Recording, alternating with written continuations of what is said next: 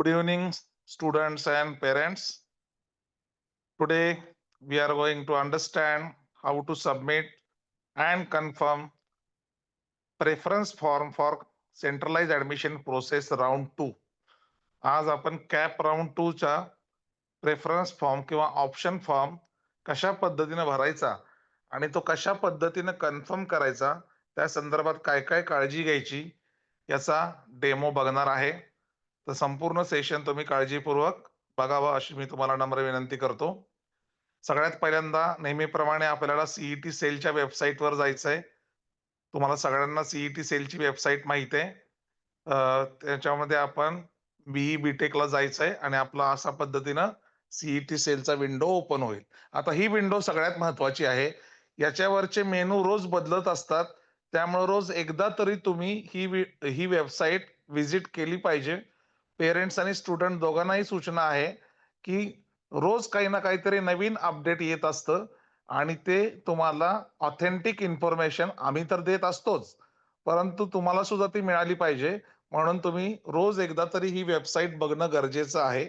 मग त्याच्यावर डाव्या साईडला जे वेगळे वेगळे मेन्यू आहेत ते तुमच्या समोर आहेत. त्याच्यामध्ये तुम्हाला seat matrix for cap round 1 दिसतोय.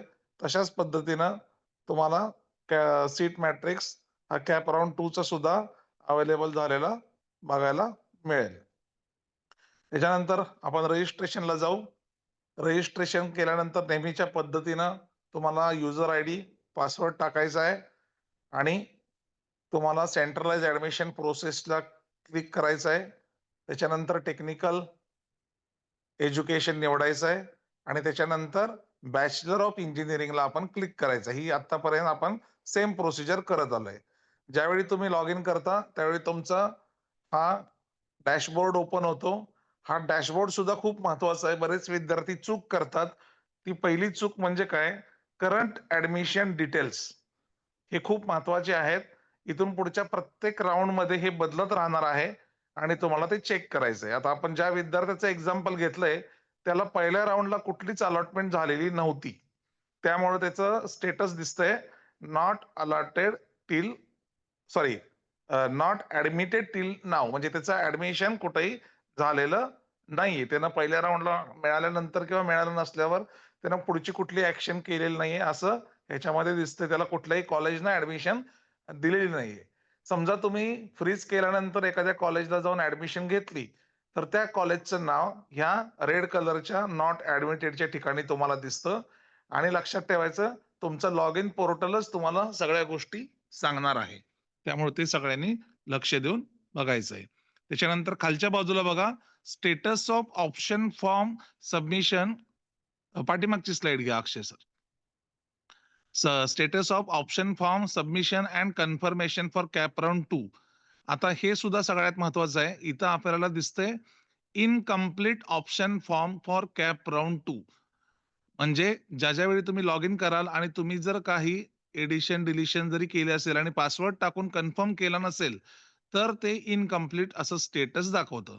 त्यामुळे लक्षात घ्या, तुम्ही जशा पहिल्या राऊंडच्या वेळी बघितलं असेल, जोपर्यंत आपण पासवर्ड टाकून कन्फर्म करत नाही तोपर्यंत कितीही वेळा आपण आपला प्रेफरन्स फॉर्म चेंज करू शकतो, एडिट करू शकतो, एखादा ऑप्शन डिलीट करू शकतो, इन्सर्ट करू शकतो. त्यामुळे जरी चुकला असेल तरी चिंता करायची गरज अजिबात नाही. त्याच्यानंतर प्रत्येकानं पुढे जाण्याच्या आधी काळजीपूर्वक ते इन्स्ट्रक्शन्स वाचून घ्यावे आणि सगळे इन्स्ट्रक्शन वाचून मगच प्रोसीड टू फिल ऑप्शन फॉर्मला क्लिक करायचं आहे. आता हे सगळे इन्स्ट्रक्शन्स मी वेळोवेळी तुम्हाला सांगितलेले आहेत त्यामुळे ते वाचून दाखवत नाहीये. आता सगळ्यात महत्वाची, प्रोसीडला क्लिक केल्यानंतर 2 पर्याय आहेत. आता ह्यातला फरक समजून घ्या. सिंपल क्वेश्चन विचारलाय, would you like to import options filled by you in cap round 1. जर तुम्ही आम्ही सांगितलेल्यानुसार आणि तुमच्या आवडीनुसार जर कॅप राऊंड 1 ला ऑप्शन फॉर्म भरला असेल आणि तुम्हाला तो चेंज करायचा नसेल तर आणि तरच येस ऑप्शन निवडा. जर तुम्हाला वाटत असेल की कॅप राऊंड 1 ला आपला ऑप्शन फॉर्म चुकलेला आहे, आपल्याला त्याच्यामध्ये बदल करायचा आहे किंवा नव्यानं पूर्ण फ्रेश भरायचा असेल तर आणि तरच नो ऑप्शन सिलेक्ट करा. जर तुम्ही येस ऑप्शन सिलेक्ट केला तर फायदा असा होणार आहे, की तुमचा जो कॉलेज ब्रांच सिलेक्शन, कॉलेज सिलेक्शनमध्ये जो वेळ जाणार आहे, तो पूर्णपणे वाचला जाईल आणि 2 ते 3 मिनिटांमध्ये तुमचा फॉर्म भरून होईल. म्हणजे तुम्हाला असं आठवलं असेल, की ज्या विद्यार्थ्यांनी 50 पेक्षा जास्त ऑप्शन भरलेत, त्यांचा साधारण 1 तास ते दीड तास गेला असेल ऑप्शन फॉर्मचा कॅप राउंड 1 चा ऑप्शन फॉर्म भरण्यात. तो सगळा वेळ आता वाचू शकतो. जर तुम्ही त्यावेळी ऑप्शन फॉर्म व्यवस्थित भरला असेल आणि तुम्हाला त्याच्यामध्ये ते ऑप्शन्स इम्पोर्ट करायचे असतील, तर तुम्ही ऑप्शन येस म्हणून निवडू शकता. तर आपण पहिला ऑप्शन बघूया. येसला क्लिक केल्यानंतर काय होतं? तर ज्यावेळी तुम्ही येसला क्लिक करता, त्यावेळी मागच्या राउंडचे तुमचे सगळे options as it is import होतात सिक्वेन्स वाईज. आता ह्या विद्यार्थ्याचे हे सगळे प्रेफरन्सेस आपण इम्पोर्ट केलेले आहेत. तुम्हाला लक्षात येईल, जो सिक्वेन्स आहे 1, 2, 3, 4 हाच प्रेफरन्स त्या विद्यार्थ्यानं दिलता. त्याचे choice codes, college name, university name हे सगळं आपल्याला वाचता येतं. तर आम्ही दिलेली लिस्ट आणि अवेलेबल स्क्रीनवरची लिस्ट ही एक असेल, तरच तुम्ही पुढे पुढची स्टेप करायची. आता इथं सुद्धा बघा 3-4 स्टेप आहेत वरती. जर तुमच्या लक्षात येत असेल तर ब्लू कलरची पहिली स्टेप आहे. Shortlist your option. 2 नंबरची आहे सेट युअर प्रेफरन्स. 3 नंबरची आहे ऑप्शन फॉर्म समरी आणि 4 नंबरची आहे कन्फर्म युअर ऑप्शन्स. ह्या चारही स्टेप आपल्याला कन्फर्मच करायच्या आहेत. चारही स्टेप फॉलो करायचे आहेत. पण जो ॲडिशन करायचा वेळ असतो, म्हणजे एखादा ऑप्शन आपण टाकताना तुमच्या लक्षात आलं असेल, पहिल्यांदा आपण कोर्स सिलेक्ट करतो. त्याच्यानंतर युनिव्हर्सिटी सिलेक्ट करतो, मग स्पेशल रिझर्वेशन सिलेक्ट करतो, मग डिस्ट्रिक्ट सिलेक्ट करतो, युनिव्हर्सिटी टाइप सिलेक्ट करतो. हे ज्या बाकीच्या प्रोसेसमधला जो वेळ आहे, तो सगळा वेळ इम्पोर्ट केल्यावर तुमचा वाचू शकतो. पण कंडिशन ही आहे, जर आम्ही सांगितल्याप्रमाणे पहिल्या राउंडला भरला असेल, तर आणि तरच ते इम्पोर्ट करा. अदरवाईज समजा पहिल्या राउंडमध्ये काही चूक केली असेल, तर तुम्ही नो म्हणा आणि नव्यानं सगळी प्रोसिजर रिपीट करू शकता. आता इथं मला अजून एक पॉइंट हायलाइट करायचा आहे अक्षय सर. ज्या विद्यार्थ्यांनी इम्पोर्ट न करता नो ऑप्शन निवडला, तर त्यांनी जसं पहिल्या राउंडला आपण पहिल्यापासून ऑपरेशन प्रोसेस सगळी केलती, तीच रिपीट करायची आहे. त्याच्या व्हिडिओची लिंक आपल्या ग्रुपवर ऑलरेडी आहे. म्हणजे ऑप्शन कॅप राउंड 1 चा ऑप्शन फॉर्म कसा भरायचा, ती सगळी प्रोसिजर तुम्हाला नो हा ऑप्शन क्लिक केल्यानंतर रिपीट करायची आहे. त्यामुळे त्या संदर्भात आपण एक्स्ट्रा बोलायची गरज नाहीये. आता आपण पुढे जाऊ. पुढच्या स्लाइडवर कशा पद्धतीनं हे सगळे ऑप्शन्स दिसतायत. आता ह्या विद्यार्थ्याने 22 ऑप्शन टाकलेले होते. हे 22च्या 22 ऑप्शन इम्पोर्ट झाले. आता इथं सगळ्यात महत्त्वाची गोष्ट. जर तुम्हाला एखादं कॉलेज अलॉट झालं असेल आणि असं समजा की ते 23 नंबरचा ऑप्शन आहे, तर स्क्रीनवर तुम्हाला फक्त पहिले 22च दिसतील. 23 नंबरचं तुम्हाला कॉलेज दिसणार नाही. आणि ते बाय डिफॉल्ट तुम्हाला नंतर ॲड होतं फायनल स्टेजला. त्यामुळे हे लक्षात ठेवायचं आहे, जोपर्यंत तो आपला अलॉटेड ऑप्शन दिसत नाही, तोपर्यंत आपण पुढे जायचं नाहीये. मग आता सेव्ह आणि प्रोसीड करू आणि पुढे जाऊ.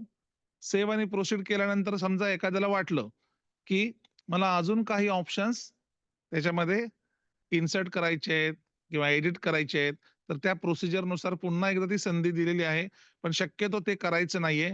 डायरेक्टली आपण काय करायचं, सेव्ह आणि प्रोसीडला क्लिक करायचं आणि पुढच्या स्टेजला जायचं. आता इथं बघा, इथं चूक काय होऊ शकते? चुकून नजर चुकीने हे सेट प्रेफरन्सच्या कॉलम मधली एखादी टिक जर उडाली, तर सगळा सिक्वेन्स बदलू शकतो. आता तुम्ही जर उजव्या बाजूचा कॉलम बघितला, तर तो 1, 2, 3, 4, 5 असा सिक्वेन्शियली आहे. बरोबर? आणि पहिल्या राउंडला जर तुम्हाला जर आठवत असेल, तुम्ही ज्यावेळी प्रेफरन्सेस सेट केले, त्यावेळी ते रँडम होते आणि आपण वेगळ्या क्रमाने त्याला दिलते. आता तो क्रम बाय डिफॉल्ट रेडी होऊन आलेला आहे. त्यामुळे चुकून समजा माऊसनं क्लिक झालं, उदाहरणार्थ समजा 1 नंबरचं ते ब्लू टिक दिसतंय, तिथं तुम्ही माऊस नेला आणि क्लिक केला, तर तो 1 नंबर निघून जाईल आणि जो 2 नंबर आहे त्याला 1 नंबर येणार. आणि परत समजा तुम्ही परत क्लिक केलं, तर शेवटचा ऑप्शन तुमचा 1 नंबरचा होणार. त्यामुळं विनाकारण त्या चौकटीमध्ये क्लिक करायचं नाहीये आणि जर क्लिक केलं, तर परत पहिल्यापासून सगळे प्रेफरन्सेस तुम्हाला द्यावे लागतील आणि हे प्रेफरन्स सेट करताना काळजी घेणं गरजेचं आहे. कारण ज्या क्रमाने तुम्ही क्लिक करता, त्या क्रमानेच प्रेफरन्सेस सेट झाले असतात. म्हणजे थोडक्यात काहीच चेंज करायचं नसेल, तर वरच्या कुठल्याही बाजूला धक्का लावायचा नाही. डायरेक्टली स्क्रीनच्या शेवटी घ्यायचंय, तळात घ्यायचंय आणि सेव्ह आणि प्रोसीडला क्लिक करायचंय आणि सेव्ह आणि प्रोसीडला क्लिक केल्यानंतर पुन्हा एकदा तुम्हाला डिटेल ऑप्शन्स लिस्ट दिसतात.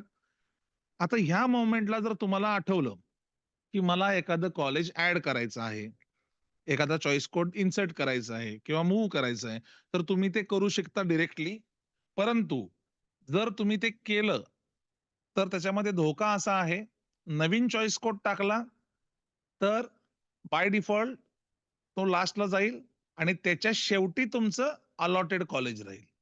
म्हणजे सांगतो पुन्हा एकदा, समजा एखाद्या आता ह्याच विद्यार्थ्याचं उदाहरण घेऊ. ह्याचा 7 नंबरचा ऑप्शन समजा व्ही-आय-टी दिसतोय आपल्याला स्क्रीनवर. व्ही-आय-टीमध्ये कॉम्प्युटर सायन्स, सॉफ्टवेअर इंजिनिअरिंग त्याला मिळालंय असं गृहीत धरा. 7 नंबरचं मिळालंय. परंतु त्या विद्यार्थ्यानं पी ऑप्शन त्याच्या लिस्टमध्ये नव्हता आणि त्याला वाटलं आपण ॲड करावा. तर काय होईल? पी ऑप्शन जर त्यानं टाकला, तर तो 7 नंबरला येईल आणि मिळालेला 7 नंबर 8 नंबरला जाईल. आणि समजा अलॉट झालं, तर हातातलं व्ही-आय-टी निघून जाईल. त्यामुळं नवीन ऑप्शन ॲड करणाऱ्या विद्यार्थ्यांनी लक्ष द्यायचंय, की जे कॉलेज अजिबात आपल्याला नको आहेत किंवा 1% जरी शंका असेल, की त्या कॉलेजला मला जायचं नाही, तर तो टाकायचा नाही. बरेच पालक आणि विद्यार्थी असं म्हणतात, "टाकून तरी बघू काय होतंय, मिळालं तर मिळालं." पण जर मिळालं आणि तुम्हाला जर जायची इच्छा असेल तर आणि तरच तो ऑप्शन टाका, नाहीतर अजिबात टाकू नका. कारण ही संधी परत तुम्हाला मिळणार नाही. त्याच्यानंतर पुढे जाऊ आपण. पुढच्या शेवटच्या टप्प्यावर तुम्हाला कॉलेजची नावं जर कन्फर्म असतील, तर फक्त चॉईस कोड दिसतात आणि ते चॉईस कोड तुम्हाला बघून कळत नाही, की ते कुठल्या कॉलेजचं आहे. त्यामुळे पाठीमागची जी स्लाईड होती, अक्षय सर पुन्हा एकदा दाखवा पाठीमागची स्लाईड. ही स्लाईड आम्ही दिलेल्या लिस्टनुसार पुन्हा एकदा क्रॉस चेक करा. कारण इथंच कळतं आपला सिक्वेन्स चुकलाय का नाही चुकलाय. बरोबर? आणि तो जरी चुकला असेल, तर ह्या मोमेंटला आपण एडिट करू शकतो, खालीवर करू शकतो. याच्यानंतर पुढे जाऊ आपण. हा आपला फायनल सिक्वेन्स. त्यातलं क्रॉस चेक काय करायचंय? शेवटचा चॉईस कोड हा बाय डिफॉल्ट पहिल्या राउंडचा आहे का नाहीये, हे चेक करणं गरजेचं आहे. आता जर तुम्हाला समजा पहिल्या राउंडला 22 नंबरचा ऑप्शन लागला असेल, तर तोच आहे का कोड? हा जुनी पी बघायची आणि ह्या फॉर्ममधला तो कोड खात्री करायचा आणि मग पुढच्या सगळ्या प्रोसेसला जायचं. याच्यानंतर परत आपण क्लिक करणार आहे कन्फर्म ऑप्शन फॉर्मवर. तिथं क्लिक करायचं. नेहमीच्या पद्धतीनं तुमच्या मेल आयडीवर आणि मोबाईल नंबरवर ओ-टी-पी येईल. तो टाकायचा. कॅप्चा कोड टाकायचा. सबमिट करायचं आणि सबमिट केल्यानंतर तुम्हाला काळजीपूर्वक चेक करायचं. Receipt come acknowledgement of option form हे येतंय का? जोपर्यंत receipt come of option form हा शब्द दिसत नाही डोळ्याला, तोपर्यंत ऑप्शन फॉर्म कन्फर्म झालेला नाही. आणि ह्या पी-डी-एफच्या शेवटी कन्फर्म्ड बाय तुमचा ॲप्लिकेशन आयडी येतो आणि टाईम येतो आणि तुम्ही ज्या कॉम्प्युटरमधून मोबाईलवरून किंवा लॅपटॉपवरून किंवा इंटरनेट कॅफेमधून भरताय, त्या कॉम्प्युटरचा आयपी ॲड्रेस येतो. ह्या तिन्ही गोष्टींची खात्री सगळ्यात शेवटी करणं गरजेचं आहे. अशा पद्धतीने ही प्रोसेस आपल्याला कंप्लीट करायची आहे. तर मी अक्षय सरांना पुन्हा एकदा सांगतो, की येस आणि नोची स्लाईड दाखवावी सुरुवातीची. इम्पोर्टिंगची. तीच महत्वाची स्लाईड आहे सगळ्यात. कारण मला गॅरंटी आहे, की आता आपला सेशन अटेंड करणाऱ्या प्रत्येकानं पहिल्या राउंडला व्यवस्थितच ऑप्शन फॉर्म भरलेला आहे. त्यामुळे तुम्ही शक्यतो इम्पोर्ट ऑप्शन हाच पर्याय निवडा. नो हा ऑप्शन निवडू नका. येस म्हणल्यानंतर पटकन तुमची प्रोसिजर काहीच न करता होणार आहे. तर मी अक्षय सरांना विनंती करेन, की अक्षय सर, इफ पॉसिबल तुम्ही क्विकली ह्या स्टेप रिपीट कराव्या. कारण तुम्ही स्वतः हा फॉर्म भरलेला आहे. त्यामुळं पुन्हा एकदा रिव्हिजन होईल. फक्त पटापट 2 मिनिटात फॉर्म कसं